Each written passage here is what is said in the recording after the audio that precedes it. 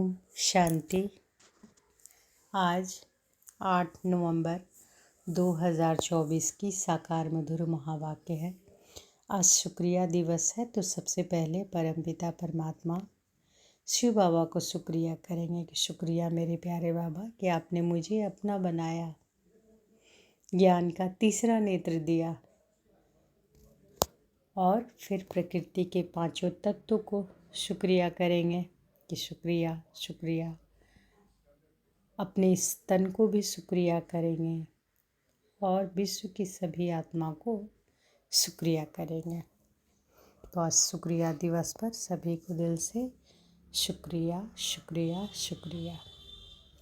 आज की मधुर महावाक्य में बाबा बोले, मीठे बच्चे, तुम यह राजयोग की पढ़ाई पढ़ते हो राजाई के लिए। यह है तुम्हारी नई पढ़ाई। तुम यह राजयोग की पढ़ाई पढ़ते हो राजाई के लिए। यह है तुम्हारी नई पढ़ाई। प्रश्न है, इस पढ़ाई में कई बच्चे चलते चलते फेल क्यों हो जाते हैं? इस पढ़ाई में कई बच्चे चलते चलते फेल क्यों हो जाते हैं? ध्यान से सुनिए, कोई बच्चे चलते चलते क्यों फेल होते हैं? क्योंकि उत्तर में है क्योंकि इस पढ़ाई में माया के साथ बॉक्सिंग है।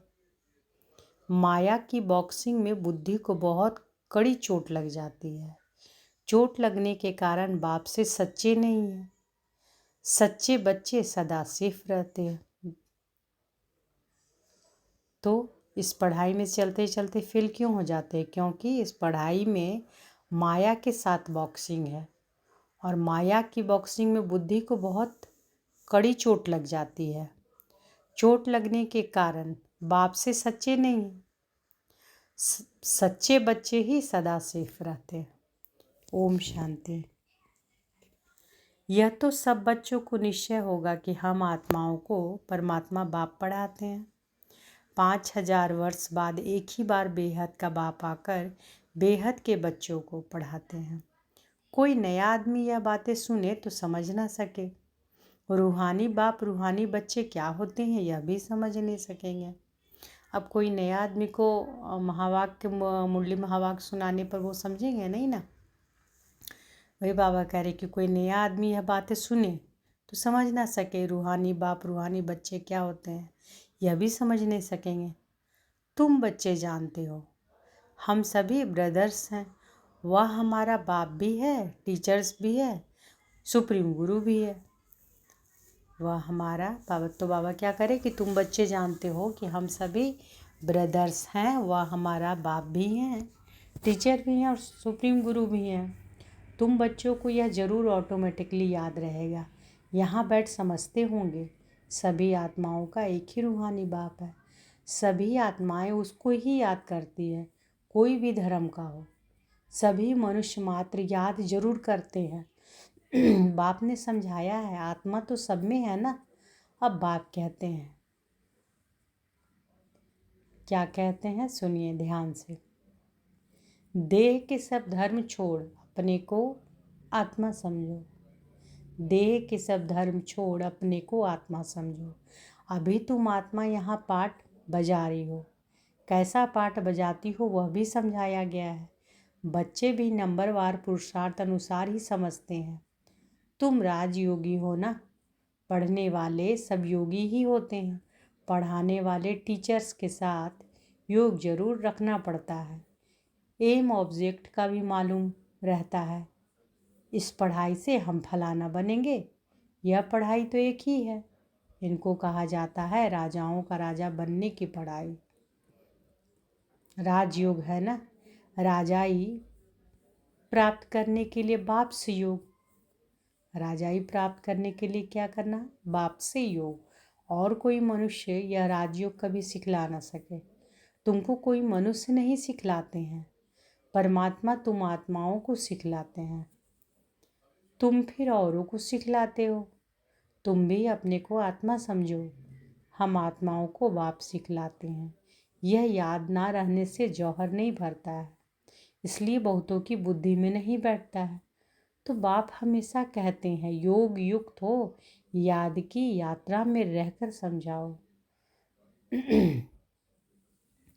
तो बाबा क्या बोलते हैं, ज्ञान किसी को देते हैं तो उसमें जौहर क्या, ज्ञान अगर तलवार है तो तलवार की धार कैसे तेज होगी, याद से, है ना। जैसे ज्ञान अगर किसी को हम लोग बताते हैं, बाबा कहते हैं ना कि जब भी किसी को ज्ञान दे तो अगर याद में रहते हैं बाबा को तभी उसको तीर लगती है। वही बाबा कह रहे हैं आज भी कि इस पढ़ाई से पहले बाबा कहते हैं कि राजयोग है ना, राजाई पद राजाई प्राप्त करने के लिए बाप से योग, और कोई मनुष्य या राजयोग कभी सिखला न सके। तुमको कोई मनुष्य नहीं सिखलाते, परमात्मा तुम आत्माओं को सिखलाते हैं, तुम फिर औरों को सिखलाते हो। तुम भी अपने को आत्मा समझो, हम आत्माओं को बाप सिखलाते हैं। यह याद ना रहने से जौहर नहीं भरता है ना। इसलिए बहुतों की बुद्धि में नहीं बैठता है। तो बाप हमेशा कहते हैं, बाबा क्या कहते हैं, योग युक्त हो, याद की यात्रा में रहकर समझाओ। किसी को अगर समझाना है तो कैसे समझाना है, योग युक्त होकर, बाबा की याद में।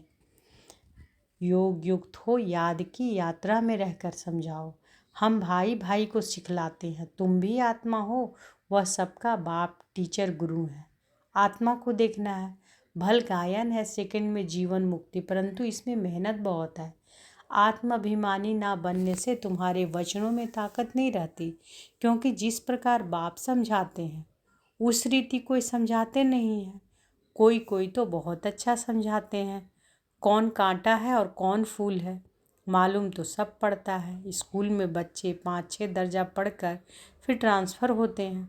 अच्छे अच्छे बच्चे जब ट्रांसफ़र होते हैं तो दूसरे क्लास के टीचर को भी झट मालूम पड़ता है, यह बच्चे तीखे पुरुषार्थी है, इन्होंने अच्छा पढ़ा हुआ है, तब ऊंच नंबर में आए हैं। टीचर तो ज़रूर समझते होंगे ना, वह है लौकिक पढ़ाई। यहाँ तो वह बात नहीं, यह है पारलौकिक पढ़ाई। यहाँ तो ऐसे नहीं कहेंगे, यह पहले ही बहुत अच्छा पढ़कर आए हैं तब अच्छा पढ़ते हैं, नहीं।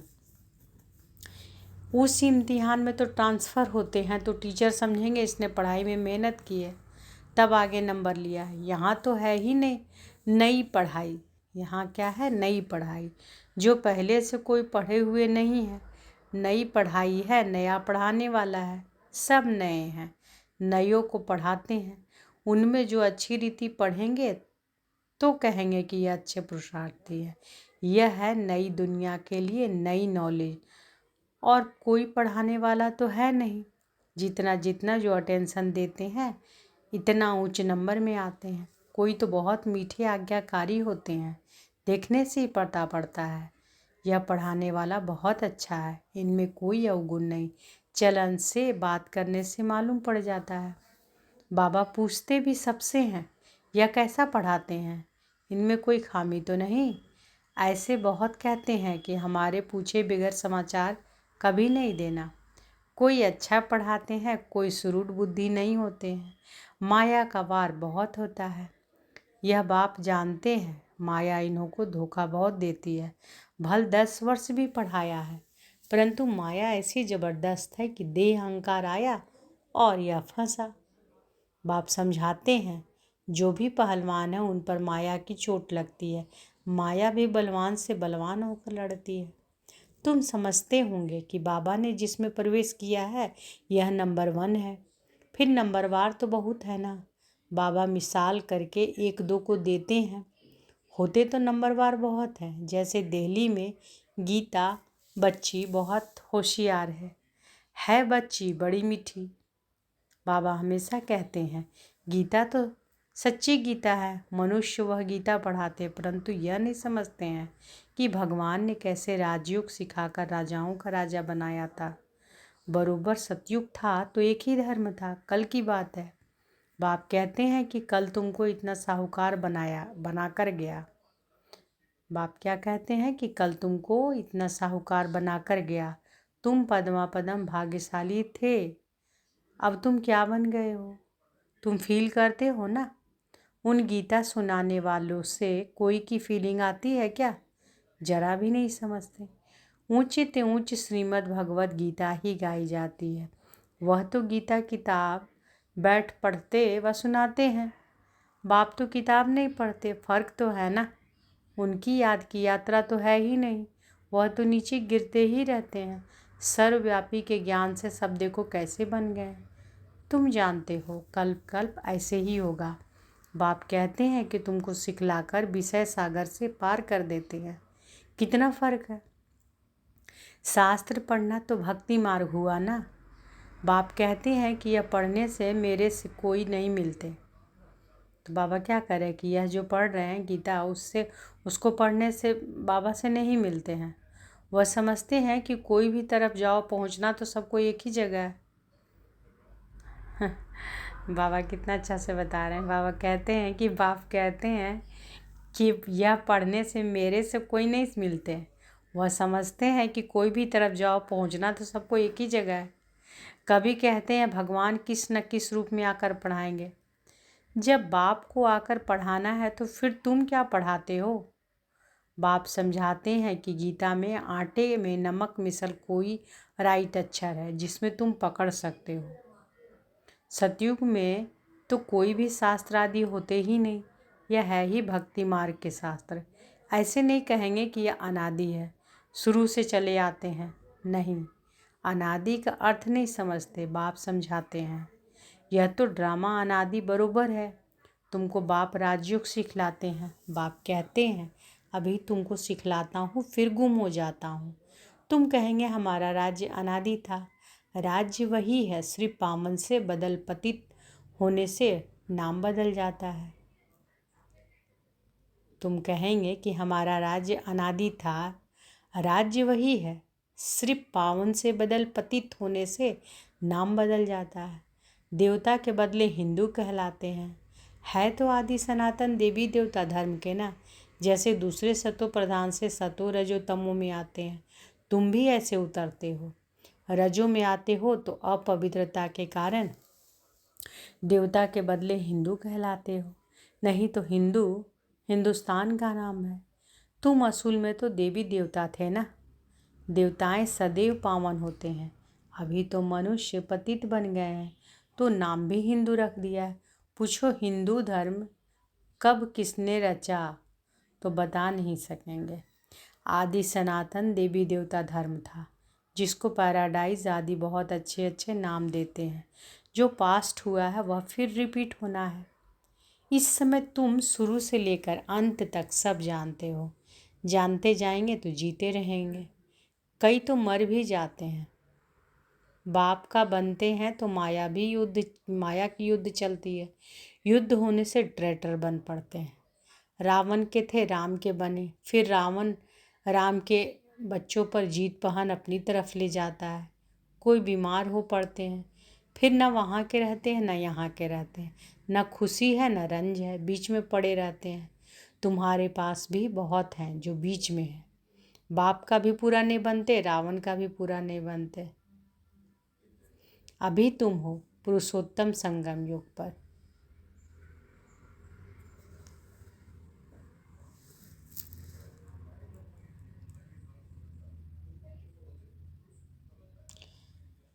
उत्तम पुरुष बनने के लिए पुरुषार्थ कर रहे हो, यह बड़ी समझने की बातें हैं।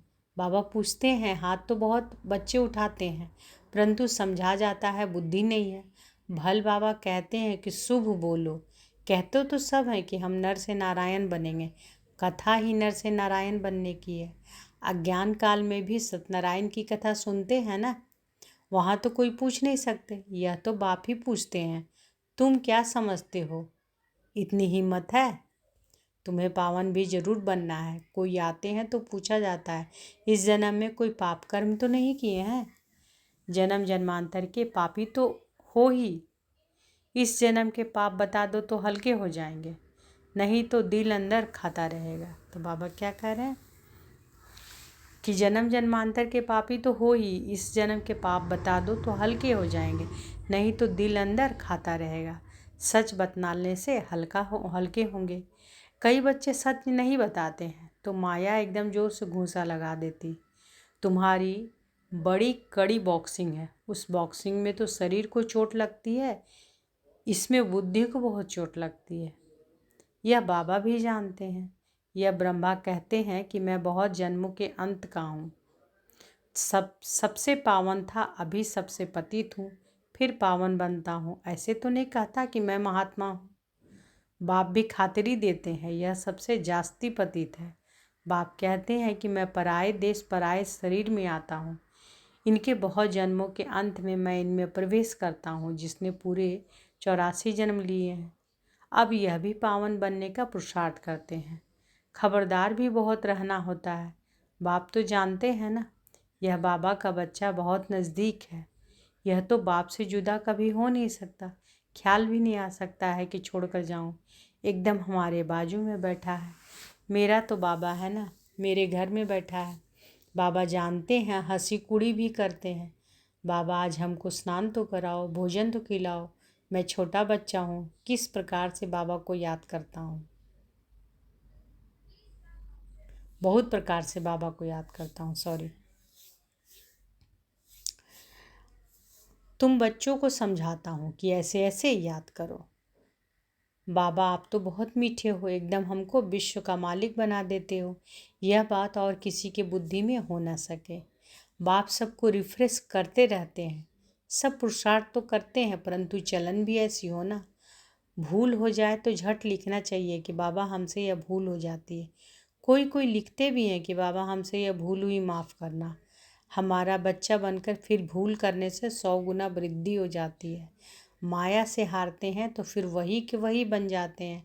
बहुत हारते हैं। यह बड़ी बॉक्सिंग है। राम और रावण की लड़ाई है। दिखाते भी हैं बंदर सेना ने ली।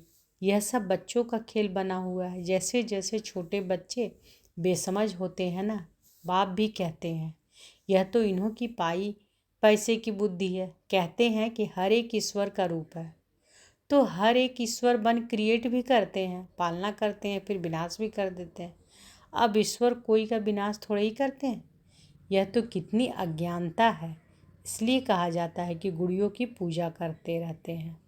वंडर है मनुष्यों की बुद्धि क्या हो जाती है, कितना खर्चा करते हैं। बाप उलाहना देते हैं। हम तुमको इतना बड़ा बनाकर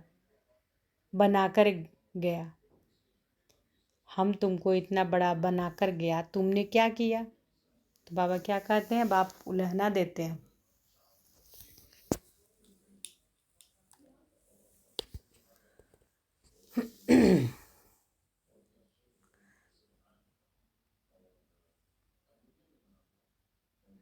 तो बाबा कहते हैं कि बाप उलाहना देते हैं कि हम तुमको इतना बड़ा बनाकर गया, तुमने क्या किया, तुम भी जानते हो।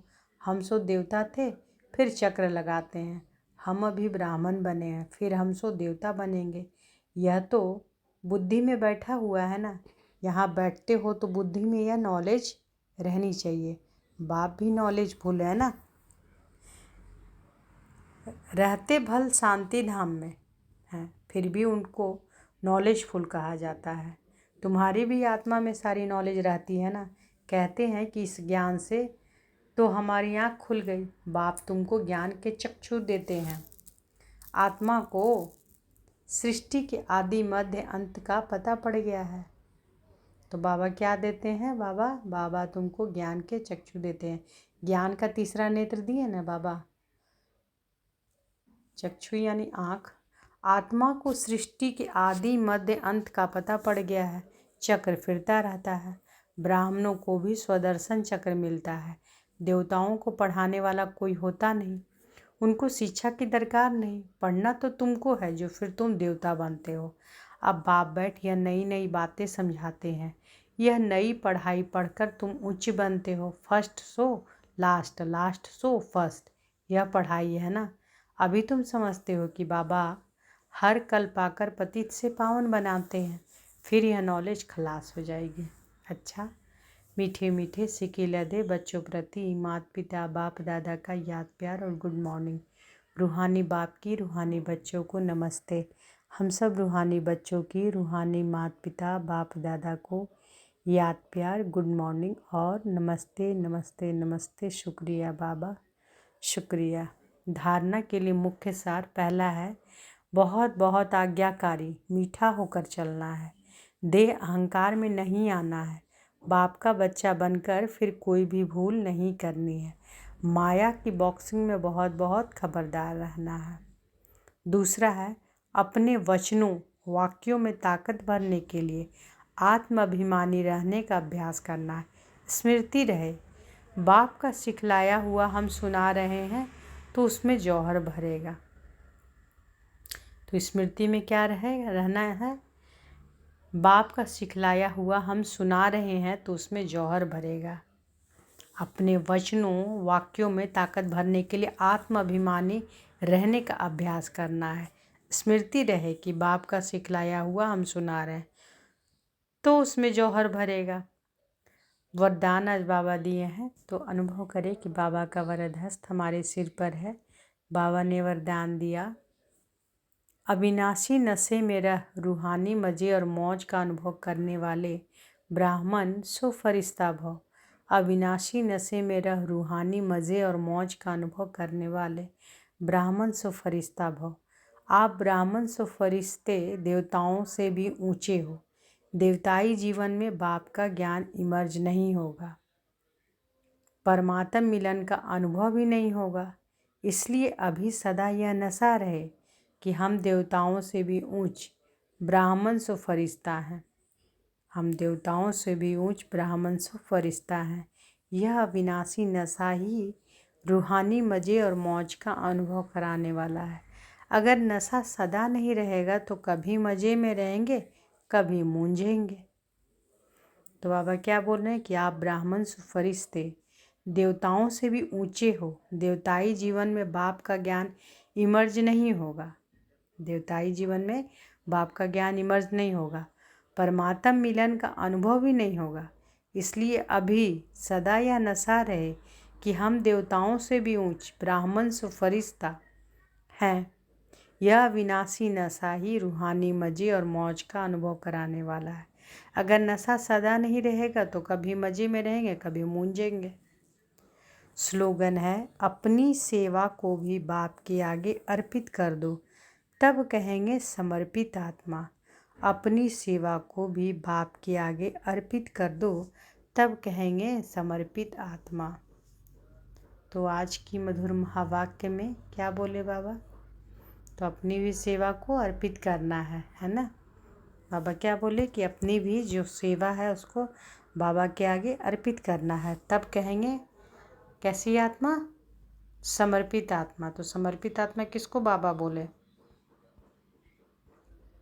अपनी सेवा को भी बाप के आगे अर्पित कर दो, तब कहेंगे समर्पित आत्मा। और आज की मधुर महावाक्य में बाबा क्या बोले कि तुम यह राजयोग की पढ़ाई पढ़ते हो, राजाई के लिए यह है तुम्हारी नई पढ़ाई, है ना।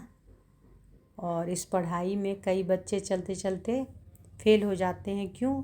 क्योंकि पढ़ाई में माया के साथ बॉक्सिंग है। माया की बॉक्सिंग में बुद्धि को बहुत कड़ी चोट लग जाती है। चोट लगने के कारण बाप से सच्चे नहीं हैं। सच्चे बच्चे सदा सेफ रहते हैं। अच्छा, शुक्रिया बाबा, शुक्रिया। ओम शांति।